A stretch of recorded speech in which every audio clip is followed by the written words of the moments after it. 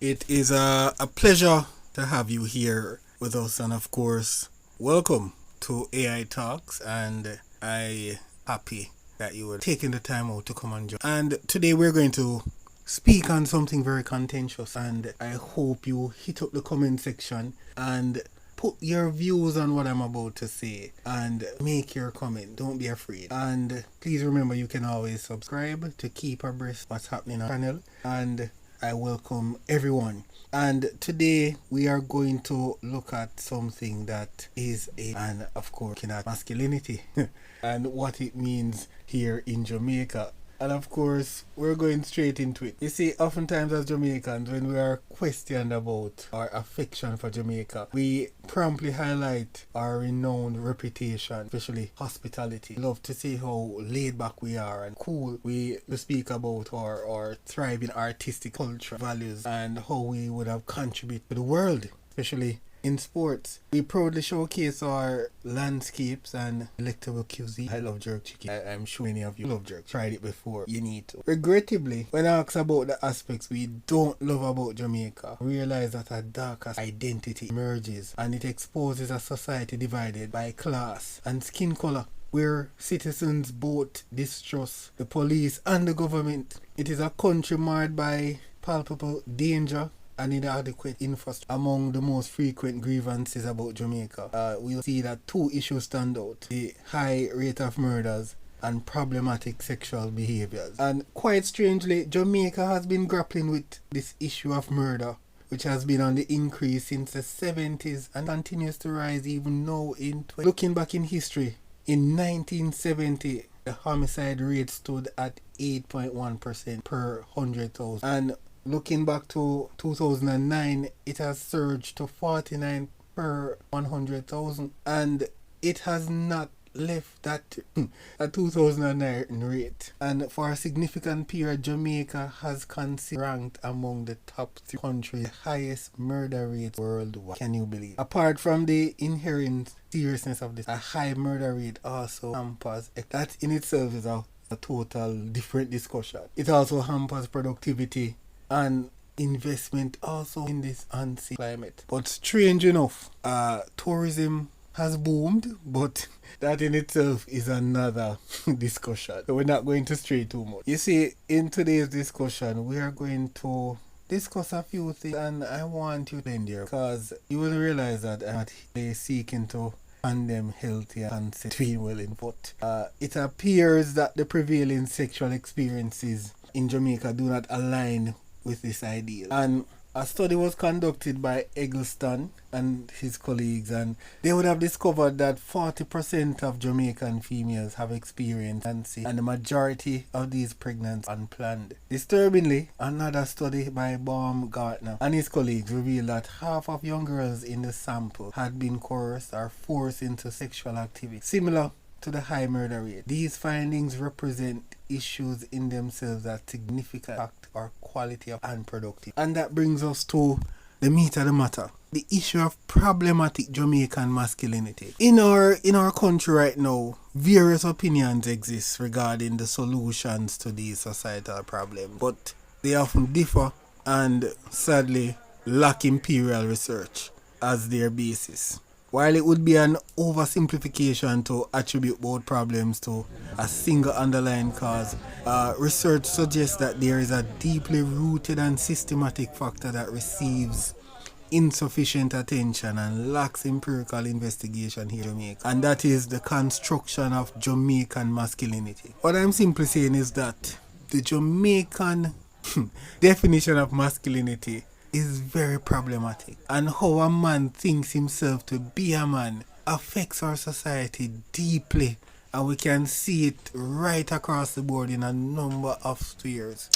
The Jamaican male play a central role in the high murder rate, and we would have seen a lot of police records which indicate that the majority of our perpetrators of violent crimes, for example murders, and even the victims are indeed males. Furthermore, two primary motives for homicide in Jamaica are personal disputes and revenge reprisal. You would also realize that a number of these are caused by males and the victims are males. In other words, the elevated murder rate in Jamaica stems from especially young men killing each other over minor personal disagreement. Police accounts illustrate how commonplace it has become, for individuals to be murdered over trivial matters such as cigarettes or even a game of bingo. Or if we read the Jamaican newspaper, we see where a man has been killed for $20.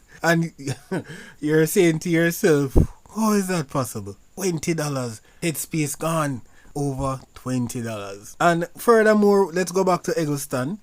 His study on sexuality revealed that 64% of Jamaican boys admitted to engaging in sexual intercourse before the age of 15, because in the mind of the Jamaican man, our society pushes the Jamaican man to, as being a man say, have enough gal and gal in a bungalow. You should be doing something with those girls or else you're weak. Our society pushes that.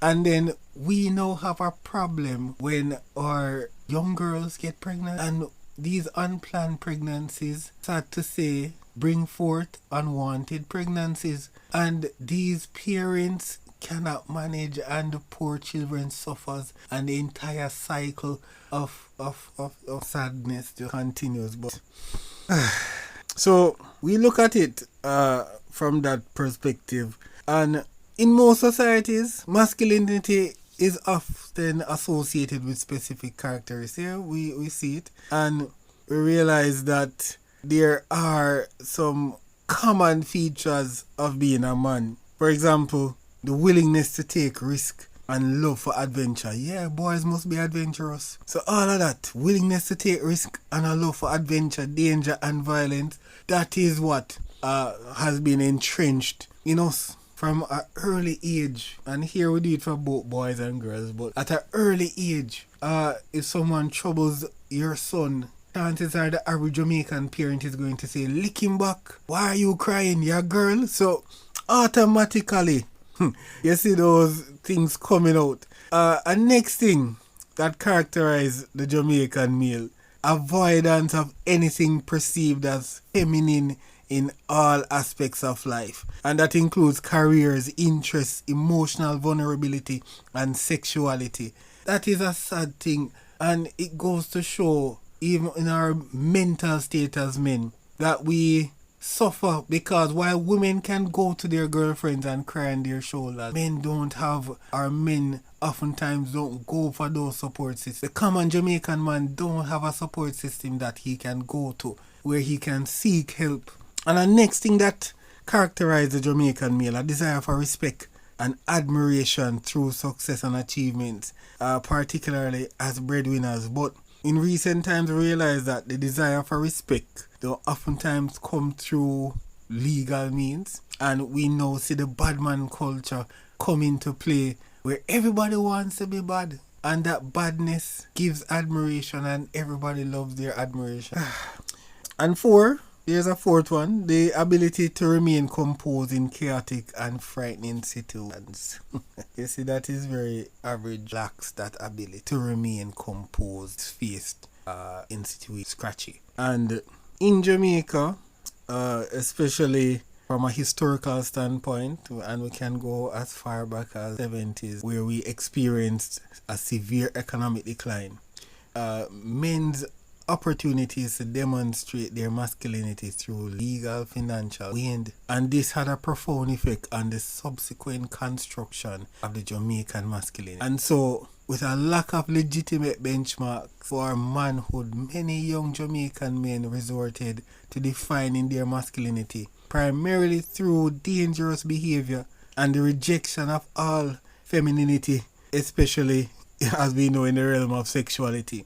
And so we see in the Jamaican society, a bad man, for example, epitomizes the ultimate heterosexual male, strong, tough, and sexually successful with women. On the other hand, a man who is softer and seen as a B-man represents a man who is weak, effeminate, and chances are a homosexual. And we can see our music pushing some reinforcement as it relates to shunning away things that are feminine in a man. once you're seen as feminine, chances are you are being called gay. If you cry too much, you are ridiculed. And I'm not saying this doesn't happen elsewhere, but I can only speak for where I'm at. And so in Jamaica, real men are seen as soldiers called to defend the boundaries of masculinity, and consequently even associating with a person who is deemed effeminate or not as manly can ruin your reputation. And so we have a very limited way in which we can develop fruitful masculinity here in, and we now are faced with a big issue. How can we move forward? Because currently we are losing our men to violence, to poor influences in the media, both locally and internationally. We are losing our men, our young boys, to poor parenting, which basically continues the cycle.